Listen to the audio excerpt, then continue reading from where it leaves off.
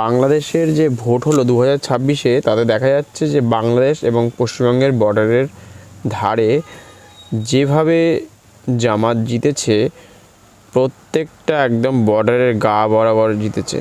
সেটা কিন্তু ভয়ানক একটা বার্তা, যেন পশ্চিমবঙ্গকে একটা যেন কড়া বার্তা দেওয়ার জন্য যেন একদম ঘাড়ের কাছে এসে যেন পড়েছে। সব কটা জামাত ওইখানে জিতেছে। কেন জিতলো এর কারণ প্রত্যেকেরই অবশ্যই জানা উচিত। অন্য অন্য জায়গায় তো জিততে পারতো, কেন জিততে পারলো না? এবং তারা হয়তো হেরে গেছে, এবারে হয়তো ডিপ স্টেট বা আমেরিকা এদের সহায়তায় এই কটা জিতে গেছে। আর কিছুদিন গেলে হয়তো আরও এরকম ভয়ঙ্করভাবে হয়তো অনেকটা জায়গা জুড়ে জিতে যেতে পারতো। তো এবারে এরকম হয়েছে, তারা কিন্তু কখনোই বসে থাকবে না, যে বসে থাকবে চুপচাপ, এমনটা ভাবার নেই। তবে হ্যাঁ, ধারে যে বর্ডারের ধারে আমাদের ইন্ডিয়ান যে ছেলেমেয়েরা আছে, তাদের দিকে কিন্তু অবশ্যই দেখভাল করতে হবে প্রতিটা মানুষকে। বিশেষ করে যারা গরিব মানুষ আছে, তাদেরকে কিন্তু সবসময় সতর্ক থাকতে হবে। তাদের বাড়ির প্রত্যেকটা মানুষকে সতর্ক থাকতে হবে এবং প্রশাসন, পুলিশ সবাইকে সজাগ থাকতে হবে, যেন এপারের লোক যেন ওপারে না চলে যায় কখনো। আর ওপার থেকে তখন একটা প্রশিক্ষণ দিয়ে যদি এপারে পাঠিয়ে দেয়, তাহলে কিন্তু সে একটা বড় জঙ্গি হয়ে গেলে কিন্তু ভয়ঙ্কর একটা বিপদ আসতে পারে। কারণ সে এই দেশের যে গরিব, সে তাকে তো নিয়ে চলে গেল, এবার তাকে ট্রেনিং দিয়ে দিলে আমার দেশের লোক তো চিনতে পারবে না যে আমার দেশের লোক। তার কাগজপত্র, ভোটার কার্ড, আধার কার্ড সবই তো ঠিক থাকবে, কিন্তু তার মনে যে একটা 2 বছর বা 3 বছর যদি ট্রেনিং দিয়ে পাঠিয়ে দেয়, তাহলে কিন্তু ভয়ঙ্কর একটা পরিস্থিতি তৈরি হতে পারে।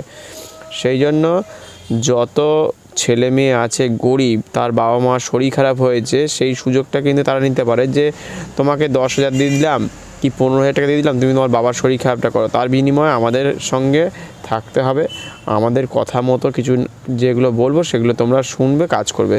সে তখন ওইটাই তো ভাববে যে আমার বাড়ির লোকজন খেতে পাচ্ছে না, আমার কাজ নেই, তাহলে ওরা যদি 10-15,000 টাকা দেয় কি 20,000 দিল, যাই দিক, এবার একটা দুটো ছেলে মেয়ে করতে করতে হয়তো দেখবেন আপনাদের আশেপাশে দেখবেন 10-20টা 50টা কি 200টা যদি ছেলে মেয়ে নিয়ে নেয় এইভাবে, তাহলে কিন্তু আগামী হয়তো 1.5 বছর বা 2 বছর পরে যদি সে ফিরে আসে, সে কিন্তু একটা ভয়ঙ্কর রূপ ধারণ করতে পারে, অন্য কিছু ঘটিয়ে ফেলতে পারে। সেই জন্য আমাদের বিশেষ করে বাংলাদেশের বর্ডার আর পশ্চিমবঙ্গের বর্ডারের আশেপাশে যত মানুষ আছে, তাদেরকে তো সবসময় সজাগ থাকতেই হবে।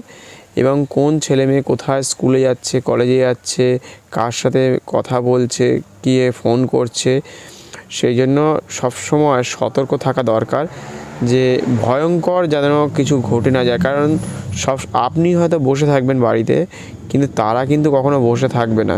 তারা কিন্তু সবসময় কাজ চালিয়ে যাচ্ছে, প্রতিদিন, প্রতিনিয়ত, প্রতি ঘন্টায়, সব সময়ের জন্য।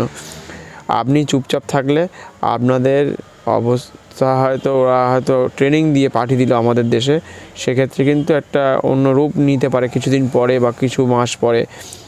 সতর্ক থাকাটা সবথেকে জরুরি। সেই জন্য এই ধরনের একটা যে আমাদের লাইন ওয়াইজ, মানে একদম কী হলো, বর্ডারের ধার বরাবর যে এইভাবে জিতেছে, সেটা কিন্তু যারা ভাবছেন যে এটা সাধারণ ব্যাপার, কোনো সাধারণ ব্যাপার নয়, এটা কিন্তু খুবই ভয়ঙ্কর। কারণ বাংলাদেশে তো আরও 4 সাইডে অনেক জায়গা রয়েছে, সেই সব জায়গায় তো জিততে পারতো, ঠিক একদম গায়ের কাছাকাছি কেন জিতলো? এটা কিন্তু সবসময় মানুষকে ভাবাচ্ছে, বা বিভিন্ন খবরে এসছে, বিভিন্ন পেপারে দেখা গেছে এই ব্যাপারটা নিয়ে সবাই চিন্তিত যে এতটা গায়ের কাছে এসে গেছে।